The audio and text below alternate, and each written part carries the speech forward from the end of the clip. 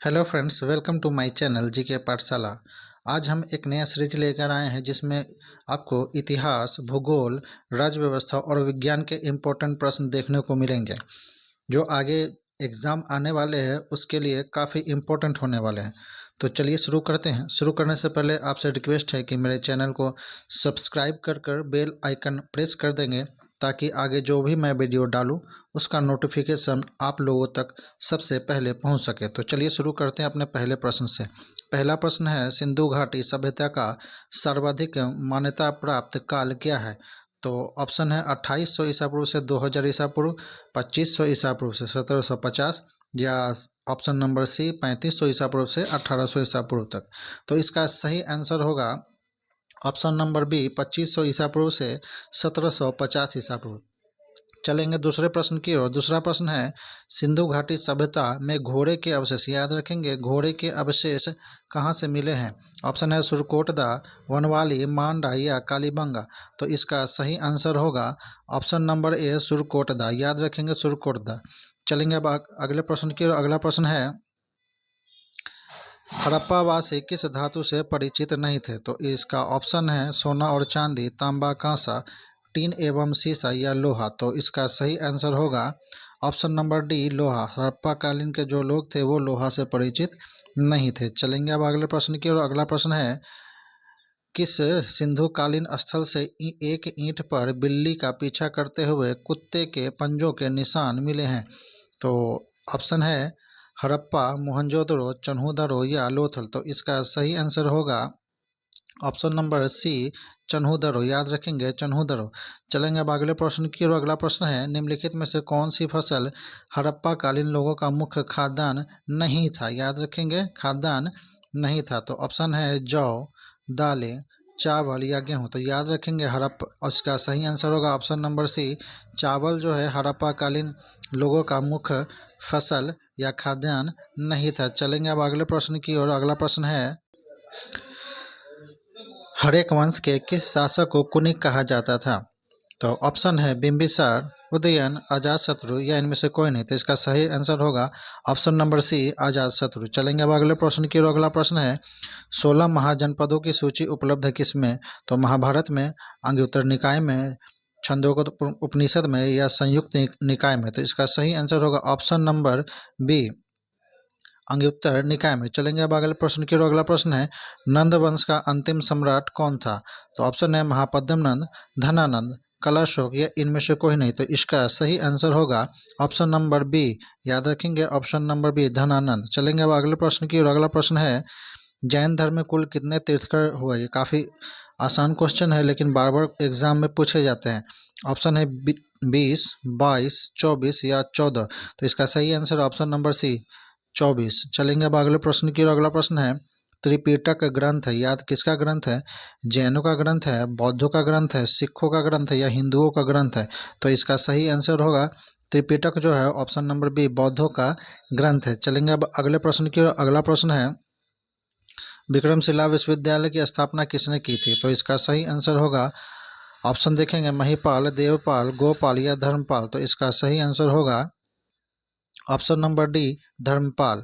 चलेंगे अब अगले प्रश्न की ओर। अगला प्रश्न है, तृतीय बौद्ध संगति किसके शासनकाल में हुई थी? तो ऑप्शन है अशोक, चंद्रगुप्त मौर्य, कनिष्क या महाकश्यप। तो इसका सही आंसर होगा अशोक, याद रखेंगे तृतीय बौद्ध संगति जो है अशोक के शासनकाल में हुई थी। चलेंगे अगले प्रश्न की ओर। अगला प्रश्न है, किस शासक के शासनकाल में नेपाल में बौद्ध धर्म का आगमन हुआ था? तो इसका ऑप्शन है समुद्रगुप्त, अशोक, चंद्रगुप्त या हर्षवर्धन।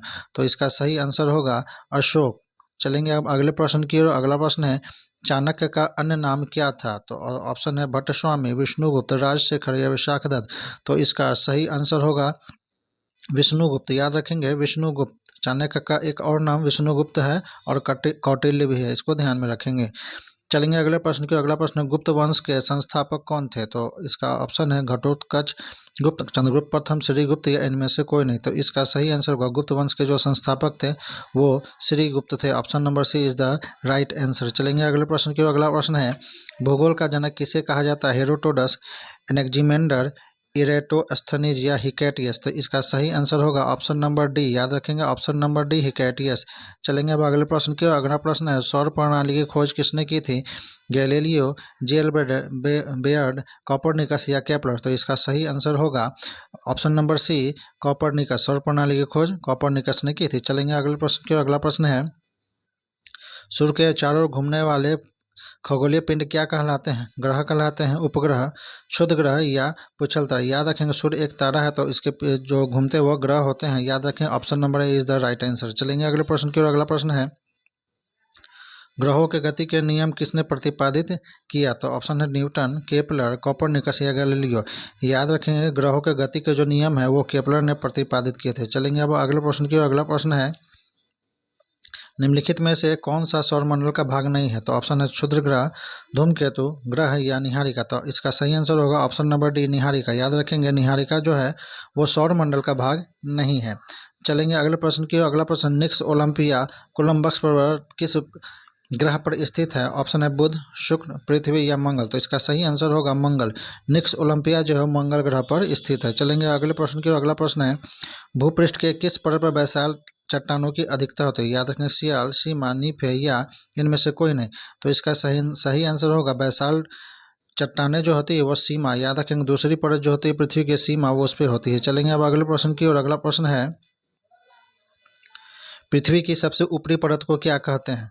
सियाल, सीमा, नीफे। तो इसका या इनमें से कोई नहीं। तो इसका सही आंसर होगा ऑप्शन नंबर ए सबसे ऊपरी परत को सियाल कहते हैं। याद रखेंगे सियाल जो है सबसे ऊपरी परत का नाम है, दूसरी परत का नाम सीमा है और सबसे तीसरी परत का नाम याद रखेंगे नीफे है। इसको याद रखेंगे। चलेंगे अब अगले प्रश्न की ओर। अगला प्रश्न है पृथ्वी के केंद्र में पाए जाने वाले चुंबकीय पदार्थ है कौन सा चुंबकीय पदार्थ है? ग्रेनाइट है,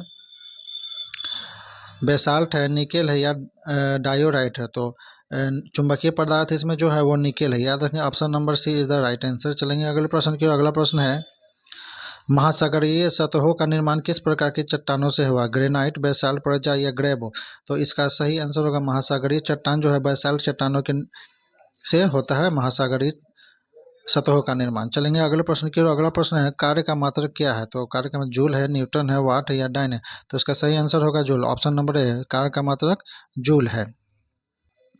चलेंगे अगले प्रश्न की ओर। अगला प्रश्न है दाब का मात्रक क्या है? तो ऑप्शन है पास्कल, डाइन, अर्ग या जूल।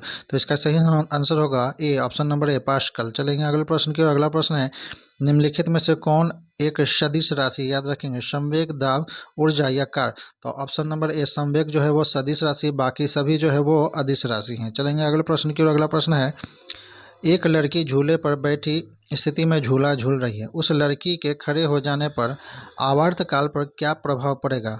आवर्तकाल कम हो जाएगा, अधिक हो जाएगा, लड़की की ऊंचाई पर निर्भर करेगा या अपरिवर्तित रहेगा? तो इसका सही आंसर होगा उसका आवर्तकाल जो है वो कम हो जाएगा और झूला जो है वो तेज गति से झूलने लगेगा। चलेंगे अब अगले प्रश्न की ओर। अगला प्रश्न है जल में तैरना न्यूटन के किस गति के कारण संभव है? प्रथम नियम, द्वितीय नियम, तृतीय नियम या उपयुक्त में से सभी। तो इसका सही आंसर होगा तृतीय नियम। तृतीय नियम इसका सही आंसर होगा। चलेंगे अब अगले प्रश्न की ओर। अगला प्रश्न है रॉकेट किस सिद्धांत पर कार्य करता है? तो न्यूटन के प्रथम गति नियम, द्वितीय गति नियम या तृतीय गति नियम। तो इसका सही आंसर होगा ऑप्शन नंबर ए न्यूटन के तृतीय गति नियम। चलेंगे अब अगले प्रश्न की ओर। अगला प्रश्न है जब बैरोमीटर का पारा अचानक गिर जाए तो यह किस बात का संकेत है? तो ऑप्शन है गर्म मौसम का, सर्द मौसम का, आंधी या झंझावत की संभावना या शुष्क मौसम का। तो इसका सही आंसर जब पारा बैरोमीटर का अचानक गिर जाता है तो आंधी या बारिश होने की संभावना, झंझावत होने की संभावना बढ़ जाती है। चलेंगे अगले प्रश्न की ओर। अगला प्रश्न है हम दलदली सड़कों पर क्यों फिसलते हैं? गुरुत्वाकर्षण बल के कारण, अपेक्षिक वेग के कारण, घर्षण की कमी के कारण या घर्षण की अधिकता के कारण। तो इसका सही आंसर होगा ऑप्शन नंबर सी घर्षण की कमी के कारण हम लोग फिसलते हैं। चलेंगे अब अगले प्रश्न की। अगला प्रश्न है जब हम रबर के गद्दे वाले सीट पर बैठते हैं या गद्दे पर लेटते हैं तो उसका आकार परिवर्तित हो जाता है, ऐसा पदार्थ में पाया जाता है। ऐसे पदार्थ में क्या पाया जाता है? गतिज ऊर्जा, स्थितिज ऊर्जा, संचित ऊर्जा या विखंडन ऊर्जा। तो इसका सही आंसर है ऑप्शन नंबर बी स्थितिज ऊर्जा। चलेंगे अब अगले प्रश्न की ओर। अगला प्रश्न है वॉशिंग मशीन का कार्य सिद्धांत है तो कौन सा कार्य है? उपकेंद्रण, अपोहन, अपकेंद्रण या विसरण। तो इसका सही आंसर होगा वॉशिंग मशीन जो है वो अपकेंद्रण के कार्य सिद्धांत पर चलते हैं। चलेंगे अगले प्रश्न की ओर। अगला प्रश्न है किसी तुल्यकारी उपग्रह की पृथ्वी से सतह की ऊंचाई लगभग कितनी होती है? 36,000 किलोमीटर, 42,000 किलोमीटर, 30,000 किलोमीटर या 40,000 किलोमीटर। इसका सही आंसर होगा ऑप्शन नंबर ए 36,000 किलोमीटर। चलेंगे अगले प्रश्न की। अगला प्रश्न है, निम्नलिखित में से कौन सा एक यौगिक है? वायु, पारा, ओजोन या अमोनिया? तो इसका सही आंसर होगा option number D ammonia. Ammonia है ये जो एक यौगिक है। चलेंगे अगले प्रश्न की। अगला प्रश्न है, निम्नलिखित में से किस पदार्थ में ऑक्सीजन नहीं पाया जाता है? तो सीमेंट में, रेत में, मिट्टी का तेल में या कांच में? तो ऑप्शन नंबर सी इसका सही आंसर होगा मिट्टी के तेल में। चलेंगे अब अगले प्रश्न की। और अगला प्रश्न है, पदार्थ का चतुर्थ अवस्था क्या है? तो अब ठोस है, तरल है, प्लाज्मा है या गैस है? तो इसका सही आंसर है चतुर्थ अवस्था जो पदार्थ का है वो प्लाज्मा है। चलेंगे अगले प्रश्न की। अगला प्रश्न है, निम्नलिखित में से कौन सा एक तत्व है? नीलम, पन्ना, हीरा या माणिक? तो इसका सही आंसर होगा हीरा। चलेंगे अगले प्रश्न की। अगला प्रश्न है, जो राज्य व्यवस्था से संबंधित है, रेगुलेटिंग एक्ट कब पारित किया गया था? 1773, 1771 ईस्वी, 1885 ईस्वी या 1793 से? तो रेगुलेटिंग एक्ट जो है ऑप्शन नंबर ए 1773 ईस्वी को पारित किया गया था। चलेंगे अगले प्रश्न की। अगला प्रश्न है, महारानी विक्टोरिया को भारत की साम्राज्ञी कब नियुक्त किया गया था? 1885, 1875, 1886 या 1858? तो इसका सही आंसर होगा ऑप्शन नंबर डी 1858। चलेंगे अगले प्रश्न की। और अगला प्रश्न है, मार्ले मिंटो सुधार का उद्देश्य क्या था? पृथक निर्वाचन प्रणाली, भारतीयों की भागीदारी बढ़ाना, युद्ध में सहयोग हेतु तैयार करना या पूर्ण स्वतंत्रता देना? तो इसका सही आंसर होगा ऑप्शन नंबर ए पृथक निर्वाचन प्रणाली। चलेंगे अगले प्रश्न की। अगला प्रश्न है, मार्ले मिंटो सुधार किस वर्ष पारित किया गया था? तो ऑप्शन है 1905, 1909, 1911, 1920। तो ऑप्शन इसका सही आंसर होगा ऑप्शन नंबर बी। याद रखेंगे option number B. Option number B इसका सही आंसर होगा मार्ले मिंटो सुधार 1909 ईस्वी को पारित किया गया था।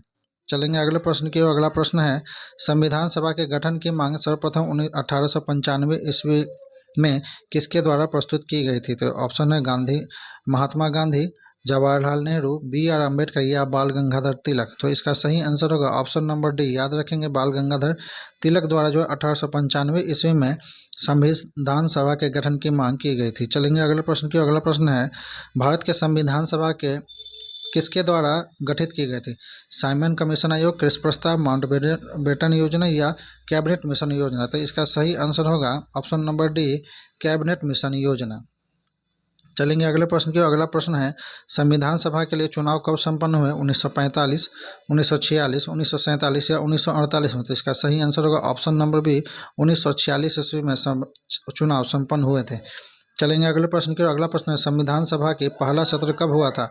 ऑप्शन है 16 अगस्त 1947, 26 जनवरी 1948, 9 दिसंबर 1946 या 26 नवंबर 1946? तो इसका सही आंसर होगा ऑप्शन नंबर सी। इसका सही आंसर होगा 9 दिसंबर 1946। याद रखेंगे। चलेंगे अगले प्रश्न की ओर। अगला प्रश्न है, संविधान सभा के अस्थायी अध्यक्ष कौन थे? तो ऑप्शन है B R Ambedkar, doctor Rajendra Prasad, Sachchidanand Sinha या के एम मुंशी? तो इसका सही आंसर होगा, याद रखेंगे, अस्थायी अध्यक्ष के बारे में पूछा जा रहा है तो इसका सही आंसर होगा डॉक्टर सच्चिदानंद सिन्हा। चलेंगे अब अगले प्रश्न की ओर। अगला और अंतिम प्रश्न है, संविधान सभा के अस्थायी अध्यक्ष कौन थे? ऑप्शन है B N Rao, B R Ambedkar, doctor Rajendra Prasad या सच्चिदानंद सिन्हा? तो इसका सही आंसर होगा अस्थायी अध्यक्ष जो थे option number C doctor Rajendra Prasad थे। तो अगर ये वीडियो अगर अच्छा लगा हो तो इस चैनल को सब्सक्राइब करें और इस वीडियो को लाइक और शेयर जरूर करें। धन्यवाद।